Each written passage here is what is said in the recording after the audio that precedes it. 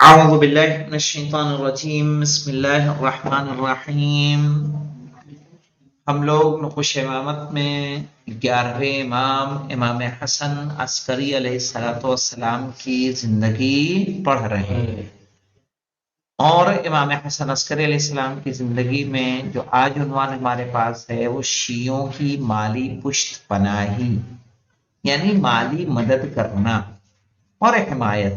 یاد رکھیے ائمہ نے اپنے دور میں کوئی بھی ہو اگر ان کے دروازے پہ آیا ہے تو وہ خالی ہاتھ نہیں گیا ہے۔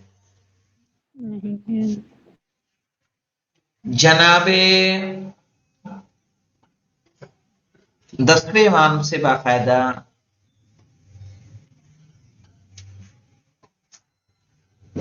کیا نام دیکھیے میں بھول رہا ہوں ان کا، امام کے صحابی ہیں، امام کے پاس آتے ہیں اور شکوہ کرتے ہیں اپنی غربت کا، میرے اوپر کافی قرض ہو گیا ہے۔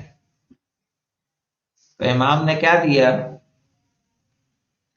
امام نے کہا دامن پھیلاؤ، دامن پھیلایا، ریت اٹھائی اپنے ہاتھ میں، ریت اٹھا کے ان کے دامن میں ڈال دی، اور سب کا سب کس میں تبدیل ہو گیا؟ سونے میں۔ کہا اسے غور سے دیکھو، کہا غور سے دیکھا تو کیا ہو گیا؟ سونا ہو گیا۔ صحیح ہے؟ تو جب غور سے دیکھا وہ سونا ہو گیا، کہا وہ سونے کو بیچا اور میری تمام ضرورتیں پوری ہو گئیں، جو قرض تھا وہ قرض بھی ادا ہو گیا۔ اس طرح سے بے پناہ روایتیں موجود ہیں کہ جس سے پتہ چلتا ہے کہ ائمہ کس طرح سے اپنے شیعوں کی مدد کیا کرتے تھے۔ آئیے دیکھتے ہیں 11ویں امام امام حسن عسکری علیہ السلام کے بارے میں کہ امام حسن عسکری علیہ السلام کا ایک اور دستور یہ تھا کہ آپ شیعوں کی بالخصوص اپنے قریبی اور خاص دوستوں کی مالی امداد اور پشت پناہی فرماتے تھے۔ صحیح ہے؟ انہیں ضرورت ہوتی تھی تو آپ وہاں موجود ہوتے تھے۔ آپ کی زندگی پر ایک نظر ڈالنے سے یہ مطلب اچھی طرح واضح ہو جائے گا کہ کبھی کبھی امام علیہ السلام کے بعض اصحاب آپ کے پاس آ کر مالی پریشانی کی شکایت کرتے تھے۔ اچھا آج بھی ہے کہ نہیں ہے؟ علماء کے پاس بھی لوگ آتے ہیں، مولانا کیا کچھ بچتا نہیں، کوئی تعویذ ہو تو بتا دیں۔ ہاتھ دیکھنے کی ٹیکنیک جو ہے بتائی جاتی ہے، 3-4 باتیں آپ یاد کر لیں، آپ کسی کا بھی ہاتھ دیکھ سکتے ہیں۔ پریشان ہر آدمی ہے، صحیح ہے؟ نہیں جو جوتش کے پاس دکھاتے ہیں، 3-4 چیزیں پتہ ہونی چاہیے آپ کو، ان کو حفظ کر لیجئے، ازبر کر لیجئے۔ آپ بتائیے بھائی پیسہ آتا ہے رکتا نہیں ہے، کسی کے پاس نہیں رکتا ہے، رکے گا کہاں سے؟ خرچ ہے، صحیح ہے کہ آپ پریشان رہتے ہیں، ہر آدمی پریشان ہے، کوئی کم کوئی زیادہ۔ آپ کو آج تک کوئی نہیں ملے گا کہے گا کہ نہیں ایک دم فرسٹ کلاس ہے، کسی طرح کی کوئی دشواری نہیں ہے۔ پیسہ ہے تو صحت نہیں ہے، صحت ہے تو پیسہ نہیں ہے، صحیح؟ نوکری ہے تو گھر نہیں ہے، کنوارا ہے تو بیوی نہیں ہے، بیوی ہے تو اچھی نہیں ہے،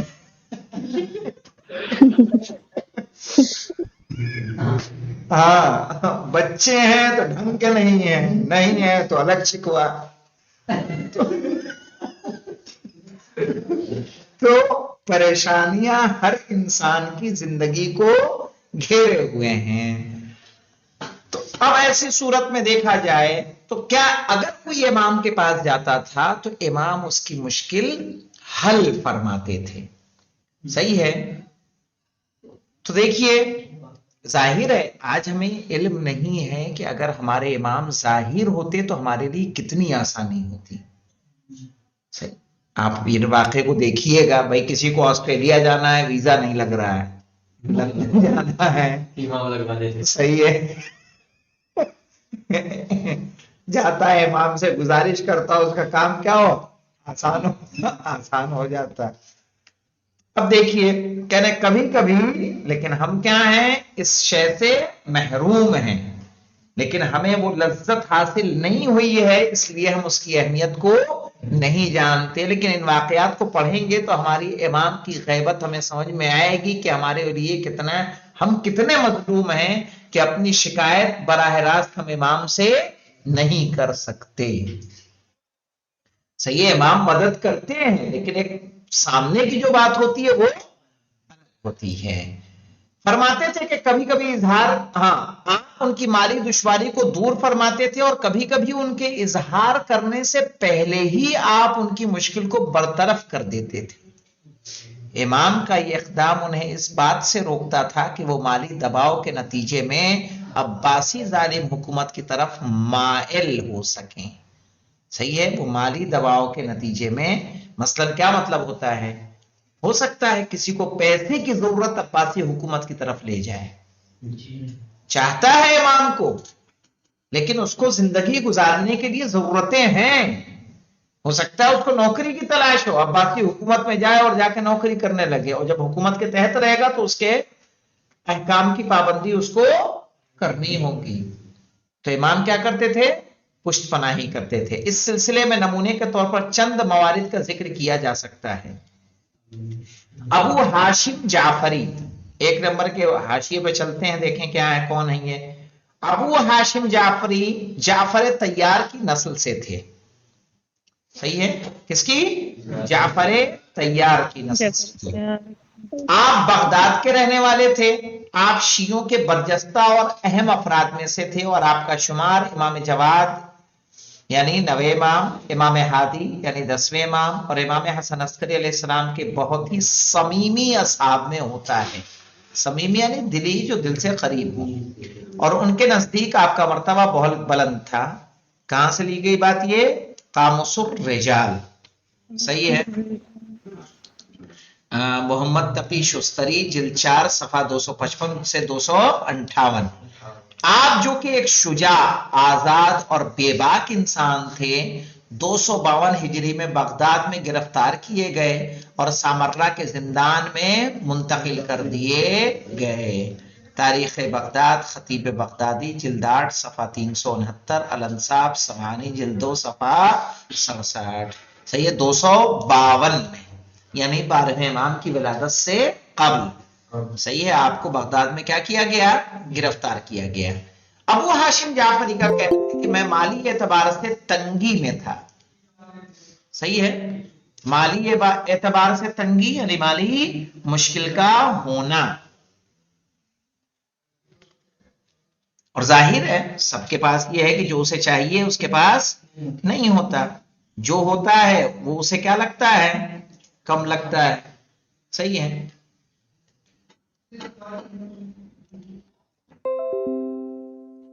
कि माली एतबार से तंगी में था। मैंने चाहा कि अपनी हालत को खत के जरिए से इमाम के सामने बयान करूं, लेकिन मुझे शर्म आई और ऐसा नहीं किया।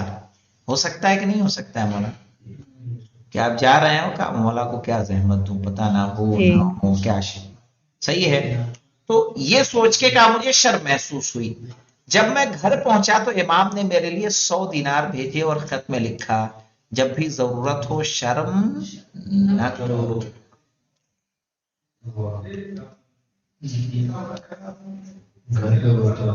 जी, अगर हमारे इमाम होते तो हम लोगों का काम कितना आसान होता है। और किसी चीज की परवाह न करो, हमसे तलब करो, खुदा चाहेगा तो तुम्हारी मुराद पूरी होगी। एक साल अबू ताहिर बिन बिलाल को हज के लिए जाने का शरफ हासिल हुआ, और उन्होंने हज के मरासिम के दौरान देखा कि अली बिन जाफर, अली बिन जाफर जानते हैं कौन है,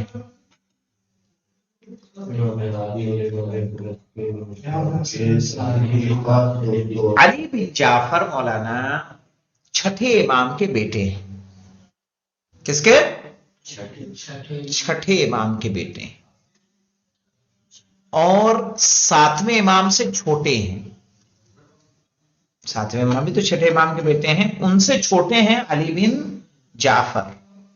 علی بن جعفر نے اپنے والد سے قصب فیض کیا ہے، صحیح علم حاصل کیا امام جعفر صادق علیہ السلام سے، پھر اپنے بھائی امام موسیٰ کاظم علیہ السلام سے، اس کے بعد امام علی رضا علیہ السلام سے، اس کے بعد امام محمد تقی علیہ السلام سے.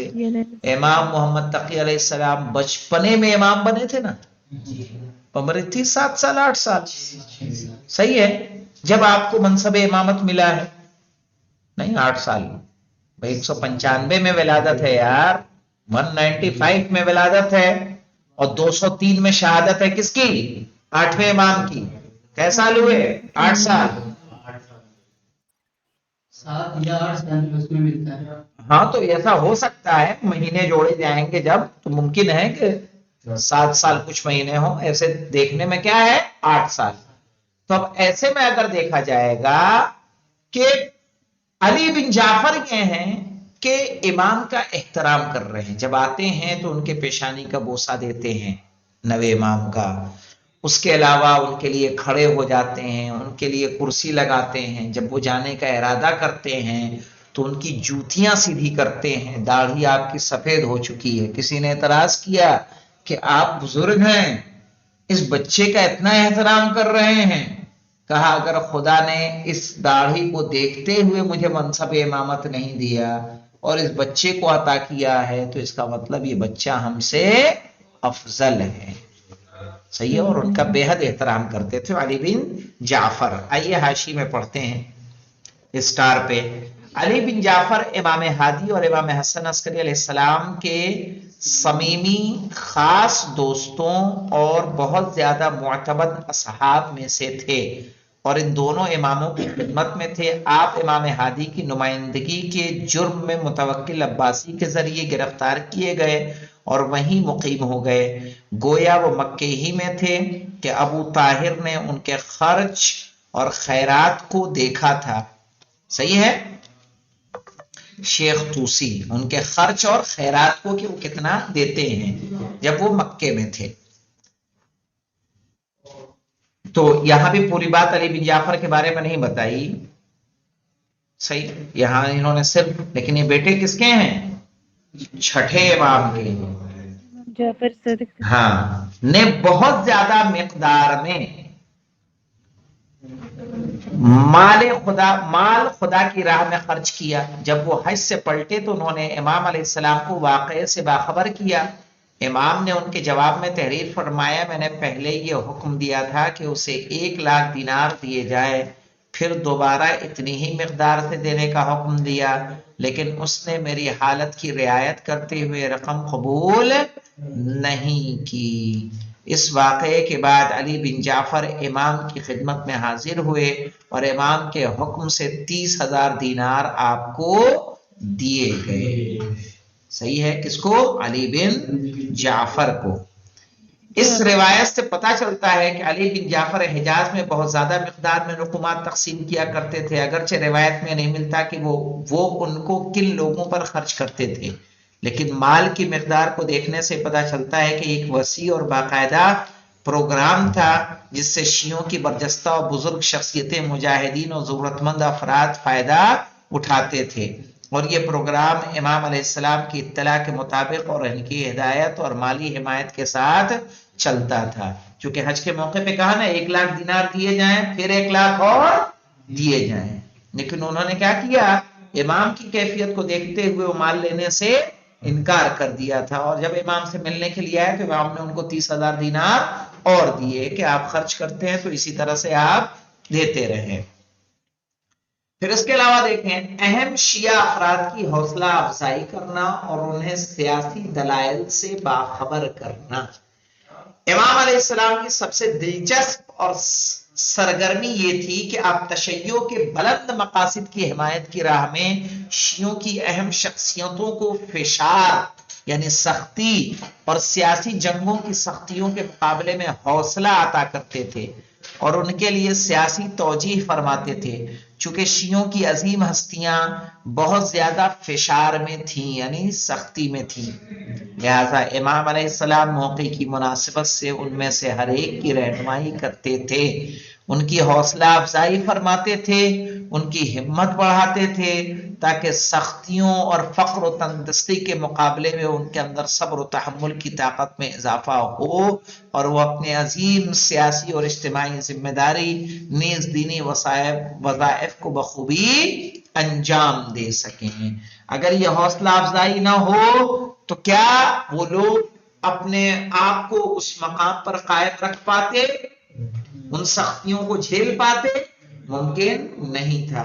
لیکن امام کے یہ حوصلہ افزائی انہیں ہمت دیتی تھی.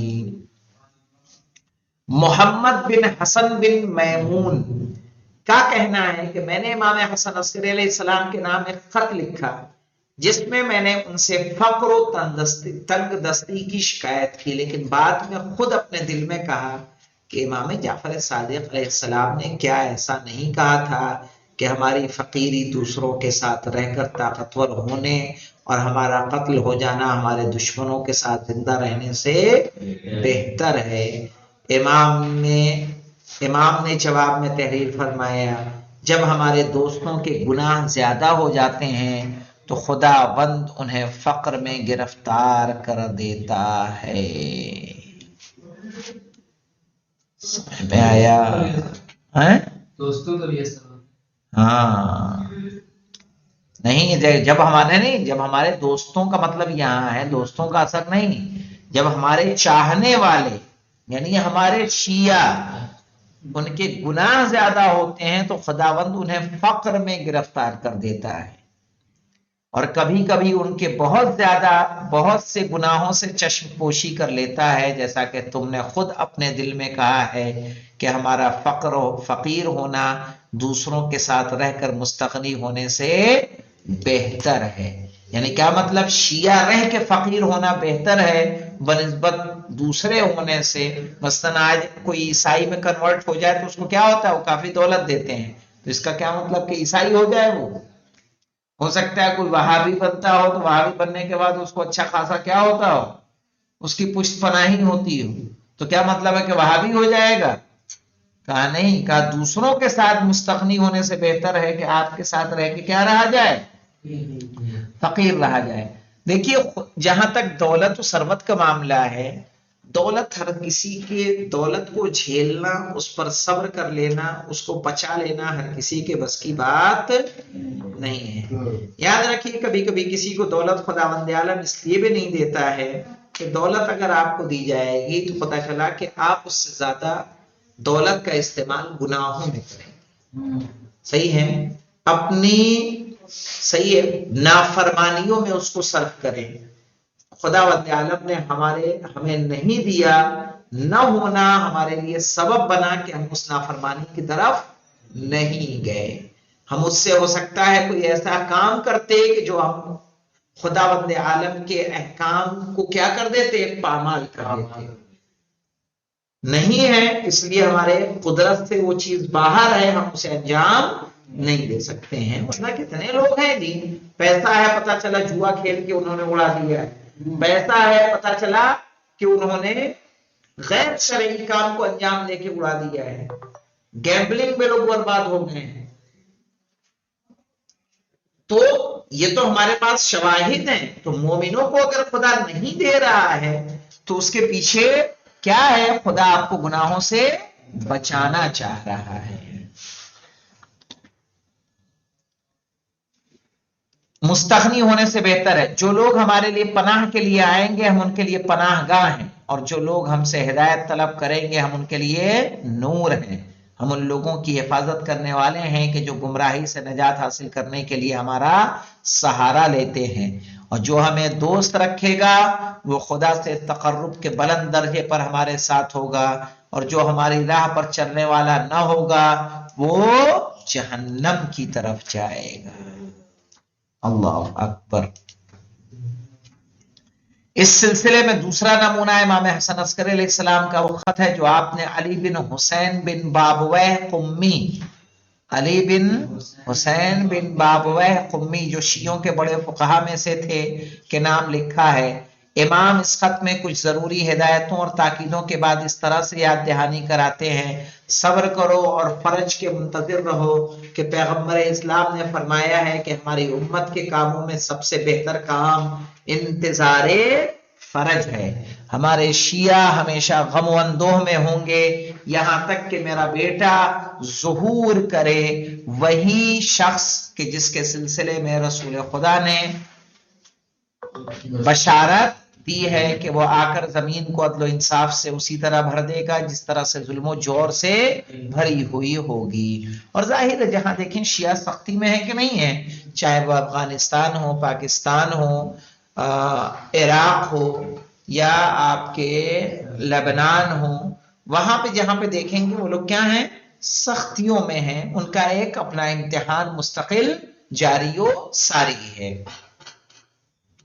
एक अजीम मर्द और मेरे मौलिद एतमाद और मेरे फकीह, सब्र करो और मेरे शियों को सब्र करने का हुक्म दो। जमीन खुदा की है और अपने बंदों में से वो जिसको चाहे उसका वारिस करार देगा, यानी हाकिम बनाएगा। अच्छी आक़िबत परहेजगार लोगों के लिए है। तुम पर और तमाम शियों पर खुदा का सलाम, उसकी रहमत और बरकतें हों। कि इमाम का खत अली बिन हुसैन बिन बाबवह उम्मी के नाम है। सही है, एक फकीह है कि जिनको सब्र की तलकीन दे रहे हैं इमाम। तो कैसे पुष्ट पनाही, अब ये पुष्ट पनाही है कि नहीं है, कि अगर वो सख्तियों में है तो उनको सब्र की तलकीन कर रहे हैं कि देखो सब्र से काम लो, ये दिन बहुत ज्यादा दूर नहीं है। जब मेरा बेटा ज़ुहूर करेगा तो इंशाअल्लाह तुम्हारे लिए मुश्किलें खत्म होंगी और आसानियां तुम्हारा कदम चूमेंगी। इसीलिए कहा जाता है ज़ुहूर इमाम के लिए इंसान को तड़पना चाहिए, लेकिन हमारे अंदर वो तड़प नहीं है। हम अपनी रोज की जिंदगी में इतना मसरूफ हैं कि अपने इमाम को याद करने के लिए हम वक्त नहीं निकालते। जुमा भी होता है तो जुमे में दुआए नुदबा पढ़ते हैं, लेकिन वो तड़प इंसान के अंदर आमतौर पर देखी नहीं जाती है ना। होना क्या चाहिए, चूंकि हमने अभी हम वाकयात को पढ़ते हैं और सरसरी निगाहों से गुजर जाते हैं कि इमाम ने क्या क्या किया है, इमाम क्या क्या कर सकते हैं। जाहिर है जो इतने काम को अंजाम दे सकता हो उसके लिए इंसान को कितना तड़पना चाहिए, उसे किस तरह से तलब करना चाहिए। सही मानों में हमें चाहिए कि हम जैसे अपने लिए रो के गिड़गिड़ा के अपने किसी सख्ती के लिए हम दुआ करते हैं, वैसे ही हमें क्या करना चाहिए, इमाम के लिए दुआ करना चाहिए, उनके ज़ुहूर के लिए। हम नमाजों के बाद अज्जिल अला ज़ुहूरिक कहते हैं तो एक आदत सी बन गई है, दिल में उसकी तड़प होती नहीं है। सही है, क्यों? क्योंकि हम इमाम के फयूजात से आगाह नहीं है, पढ़ रहे हैं लेकिन उसे दर्क नहीं करते कि इमाम होंगे तो क्या क्या कर सकते हैं। और ये सारे मादी फायदे हैं, मादी फायदे, मानवी फायदे इससे कहीं ज्यादा हैं। अरे कितने वाकये हैं यार कि कोई कह रहा मौला औलाद नहीं हो रही है, कहा जाओ उसका नाम ये रख देना, उसके यहां औलाद हो गई। समझना है, लिबास चाहिए, मकान चाहिए, गैब की खबर चाहिए, क्या होने वाला है तुम्हारे साथ। इमाम वो सब है कि नहीं वाक़े, तमाम इम्मा से अगर आप पढ़ेंगे तो इस तरह के न जाने कितने वाक़े मौजूद हैं। तो सोचिए अगर इमाम का आज ज़ुहूर हो तो हमारे लिए आसान होगा कि नहीं होगा। हम तो इसी में लड़ जाते हैं, चांद हुआ कि नहीं हुआ।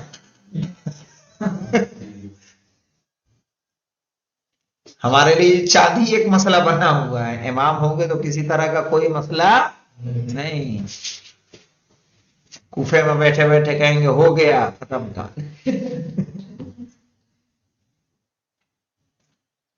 پھر ہو گیا کہ نہیں بتائیں گے؟ وہ تو بتائیں گے امام، کیا بتائیں گے؟ اس دن ہوگا، ہے کہ نہیں؟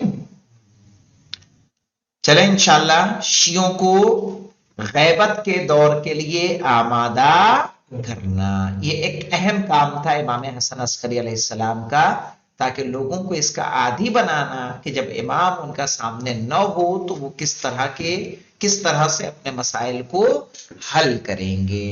اس کا مقدمہ تقریباً 90 امام سے شروع ہوا، لیکن اہم کردار جو ادا کیا ہے اس میں امام حسن عسکری علیہ السلام نے کیا ہے۔ اور عسکری جو علیہ آج السلام، کے مراجع کے لیے حدیث موجود ہے وہ بھی کس کی ہے؟